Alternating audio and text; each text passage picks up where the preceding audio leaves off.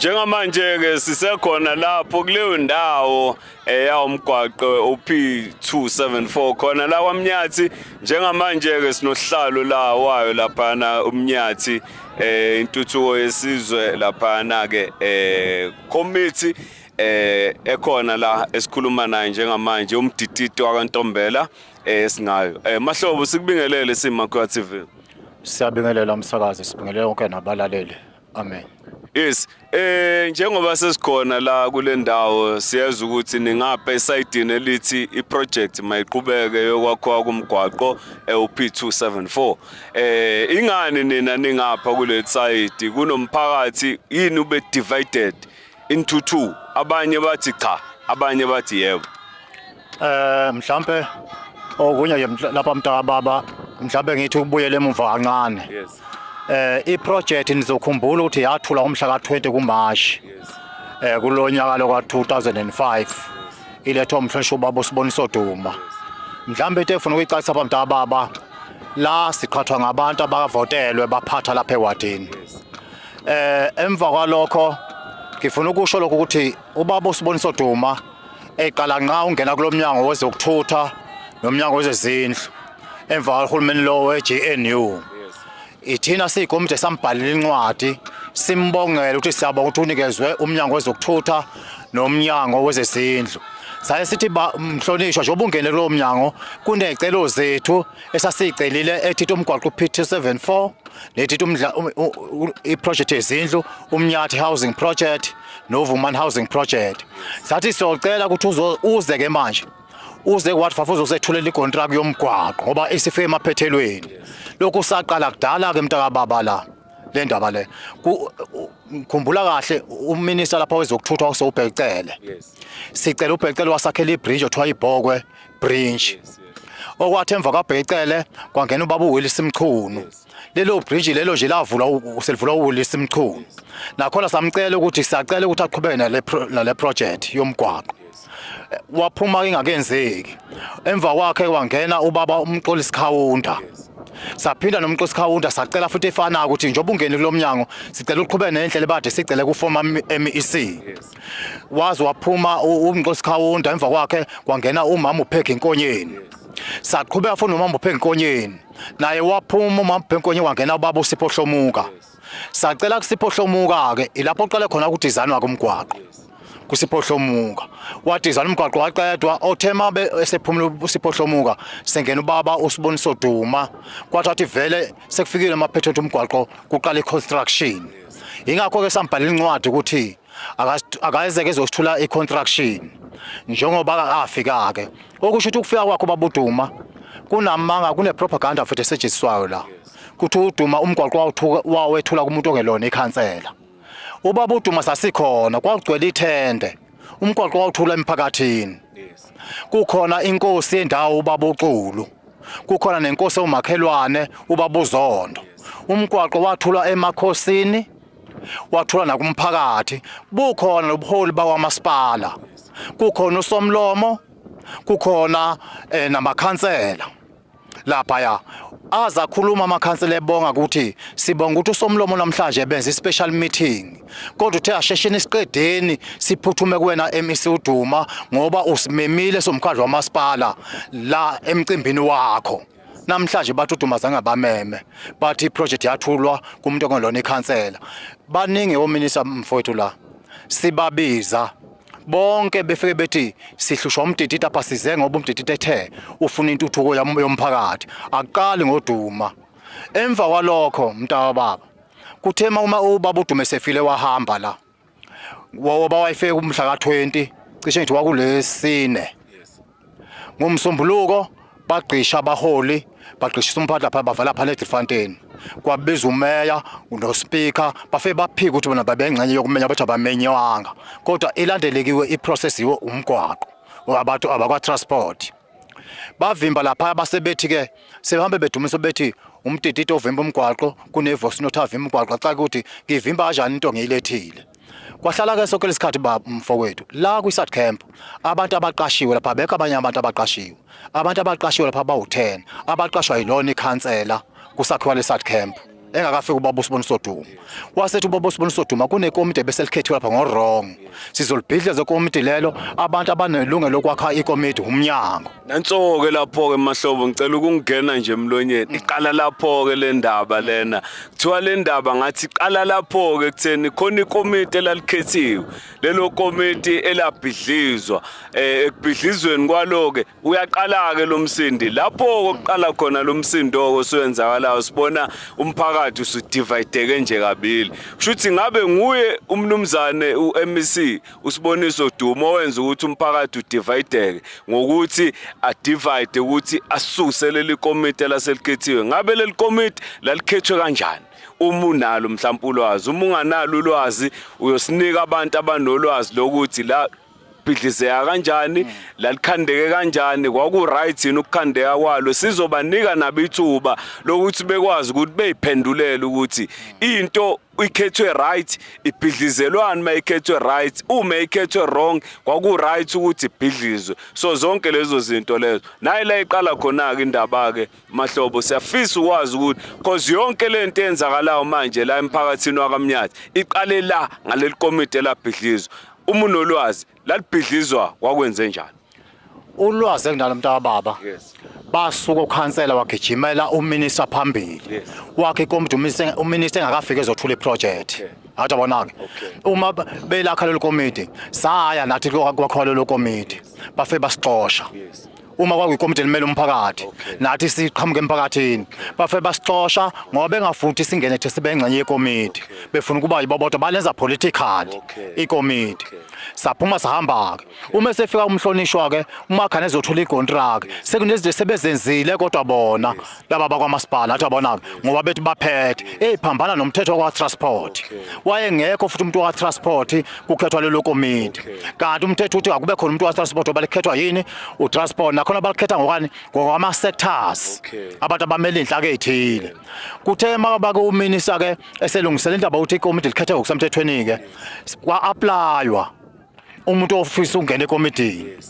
uma se-apply sayithola ingcwadi ezisimemayo kumhlangano kwathola ukuthi sohlane kupha transport bamema usomlomo bamazisa umasipala ukuthi kuzowakhwa leli komiti ngendlela eshiwo umnyango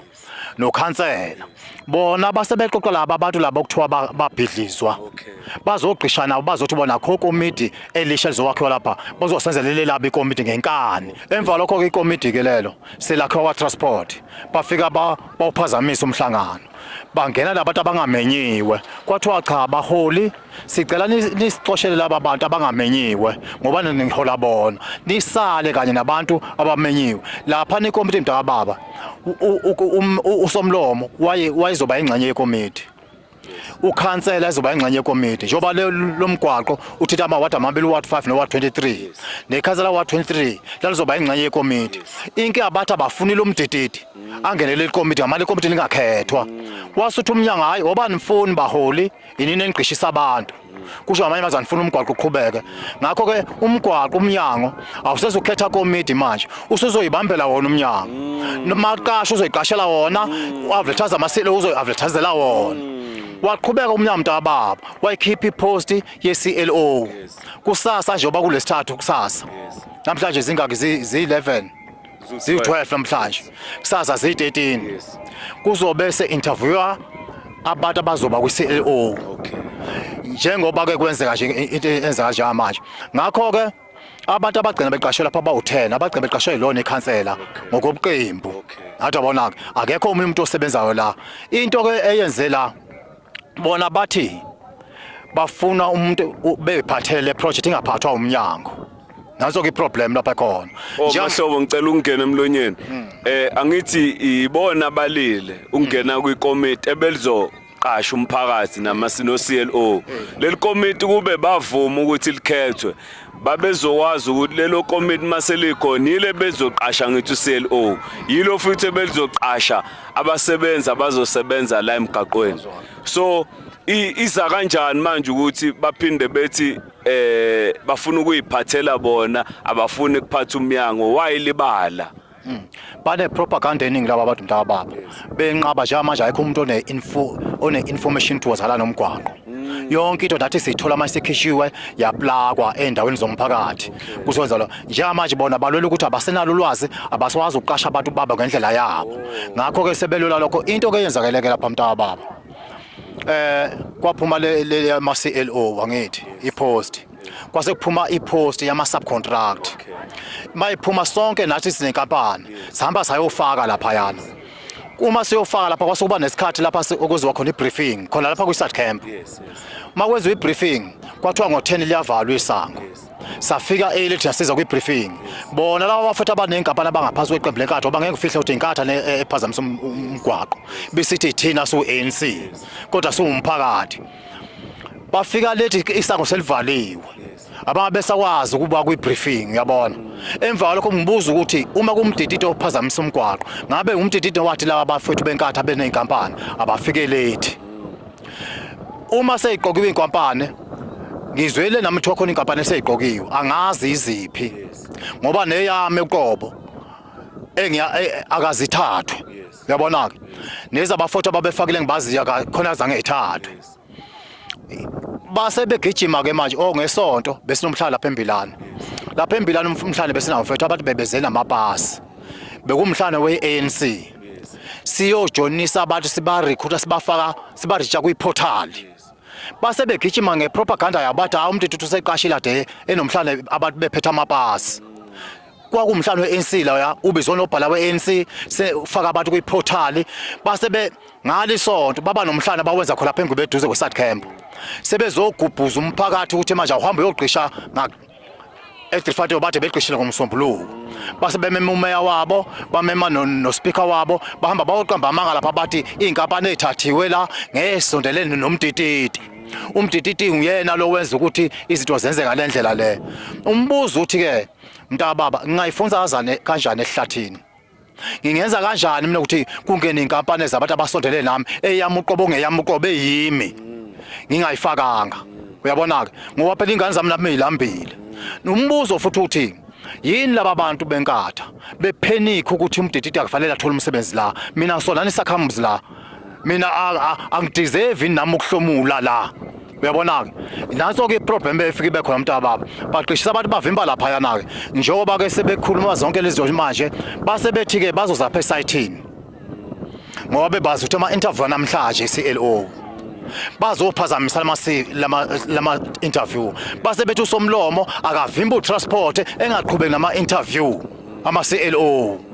saze sithi hayi bafuthi ibhlungu lento oqhamuka abantu abayiqembe ethile bebize ngomphakathi bekhuluma egameni lethu somphathi ukuthi umgwaqo ngendlela weza ngaba abayithandi ake sikumeni thina esithi umgwaqo usufuna ukuqhubeke nathi sovezele ethi laka ingakho kubona lo mphakathi ongapha nje ugqishile ukuthi sizothi umgwaqo awuqhubeke ukuthi weza kanjani kungamanga ukuthi umgwaqo wathola kumdidi wathola kumphathi ogcwele ithende abantu babe lapha mntaka baba babe over 4000 atawuzwa lokho kukhona amakhosi kukhona wonke umuntu manje mabethi bawuthola kumdididi ngangikuphi mbona mangingcenye umphakathi losikhathi yezwakala mahlobo Yes mahlobo yezwakala ebengifuna ukuyigoqa nje manje ngifuna ukuyigoqa ngako ukuthi bathi kune voice notes eseculateayo einkundleni zokuxhumana ithi le voice notes le lomgwaqo lo owami uzoqhubeka nethanda noma lingathandi mhlambe lokho ngabe kuyiqiniso yini ukuthi kune voice notes eseculateayo einkundleni zokuxhumana ethi wena uthi umgwaqo wakho iyo yonke ipropaganda le umgwaqo ngomphakathi engakufihli wacelwa yimi ngumdidi waTombela kanye neDevelopment Committee angufihli lokho ipropaganda yabo lengisho umntaka baba ukuthi laba bantu bavimba lapha nomgwaqo esanda kuthola incontract kulokho bavimba umgwaqo bathi ngiqashile manje yabona njalo baba nephuzu laba bakhulumayo mina umntaka baba la nginama voice note abo laba bantu benkatha lapha bathi angidutshulwe ngibulawe khona ngakhelwa inkabe nje manje khona inkabe ethiwa seziredi zizongibulala mase ethi angife ngikhulumile ngoba la ku what fafa umntaka baba kaningi ngibulawa abaholi la ngesibhamu kungaboshwa umuntu nginawo amavosi nathabo lapha abakhuluma khona egroup nabenkatha bethi angibulawe yimi isiphazamiso la ziningi izinto ke eziyinkohlisa abayikhulumayo emphakathini umphakathi nanku nje la uzothi umgwaqo uqhubeke uduma wawulethe emphakathini umgwaqo hayi le propaganda yabantu benkatha siswela amanzi siswele zonke izinto ngabe basethe intuthuko bazovimba intuthuko wabona pha abantu bephethe bebhikisha ukuthi ituthu ayizanga ngendlela yabo ayime uma ingazanga le ndlela engabe bona bathi into esine sifunayo umntababa sithi thina kaningi sithi khansela woza hlale phansi sixoxisane kubanjiswane ezintweni zomphakathi akafuni ukhansela akafuni namanje ngisasho ukuthi mina sivula izandla ukuthi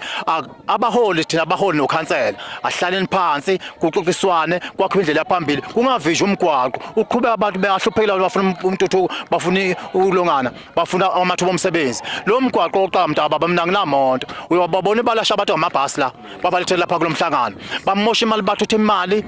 balasha abantu ngemali yomkhandlu intuthu kodwa ayikho emkhandlwini nathi ibhasi athi dulula abantu babo lapha baqeshe bazophikisana nathi thina laba abantu abakho labo mphatha bayizele ngenyako zabo labantu asinayo imali thina imali ayikho emkhandlwini ithutha abantu abazoqesha emgwaqeni umgwaqo weprovince akena umasipala edolobheni ungcolile imgwaqo imagabhigwebhe edolobheni abawulungisa ngane edolobheni bezosiphaphela thina phe emakhaya amen. Siyabonga kakhulu kuyena uhlalo wayo i-development committee khona la kaMnyathi yena umdidida waNtombela simakhiwa TV sizwe iside labo nanelaka labo lokuthi bafisa ukuthi na kanjani uqhubeke umgwaqo uP24 P274 khona kaMnyathi.